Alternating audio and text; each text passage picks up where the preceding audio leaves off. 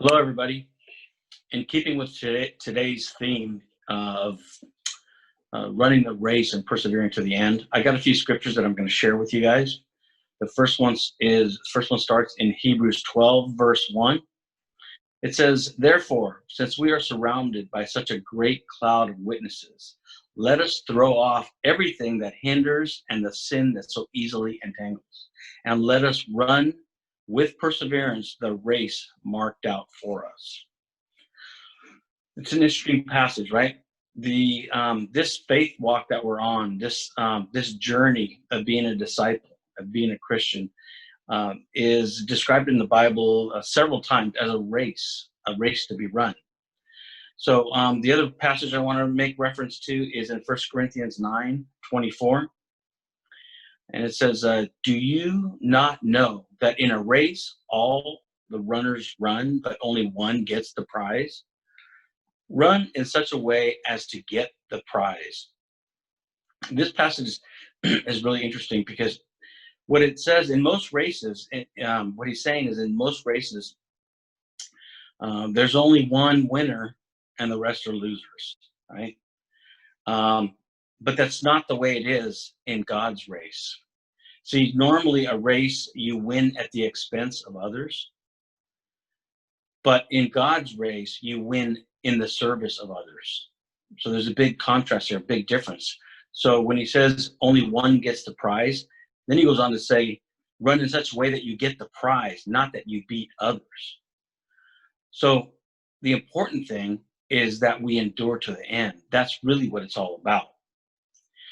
Let me give you an example, kind of a human example here. About 5 years ago, I signed up for a Century ride, bicycle ride, which means it's a 100-mile ride.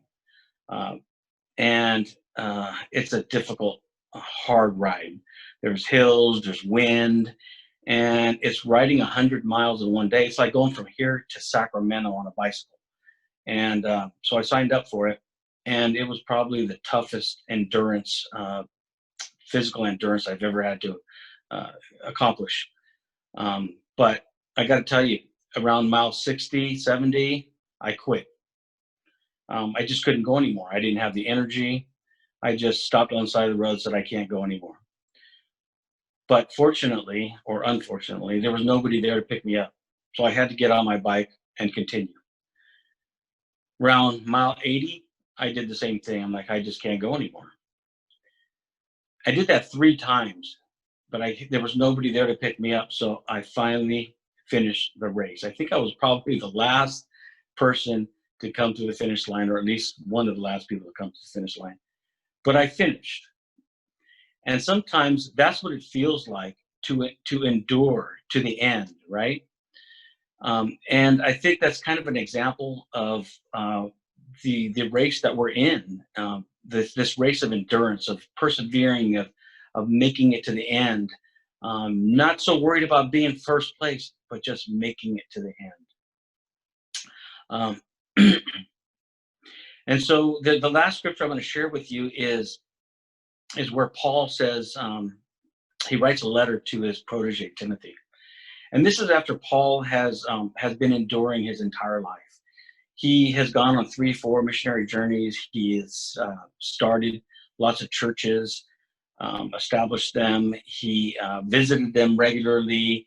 He was shipwrecked for a while. He was left for dead. He lived an entire life of enduring for the cross, enduring for this story that we call the gospel. And he was, spent his entire life traveling and sharing that story. And so in the end, he writes this letter to Timothy. In 2 Timothy 4:6-8, he says, "For I am already being poured out like a drink offering, and the time for my departure is near. I have fought the good fight. I have finished the race. I have kept the faith.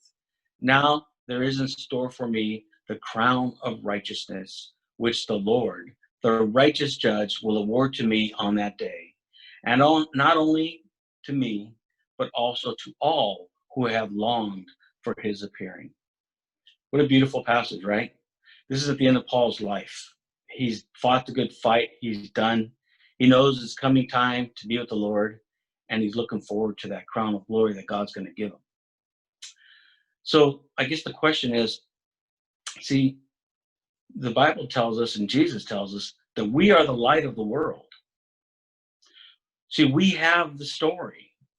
We have the greatest story ever written by the author of life himself.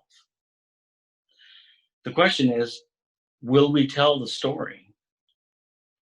Or more importantly, will we live the story? Will we live the story the way Paul did? And will we endure to the end? That's really the race of perseverance. See, if we truly are the light, then it begs the question, does the room illuminate the moment we step into the presence of others? Because if it does, then that's the true sign that we are truly enduring. See, life may seem long, but in the light of eternity, it's just a brief puff of smoke. And we're all called to persevere to the very end so that we can claim that prize, that crown of glory. So that's my message for today, enduring to the end. God bless you all.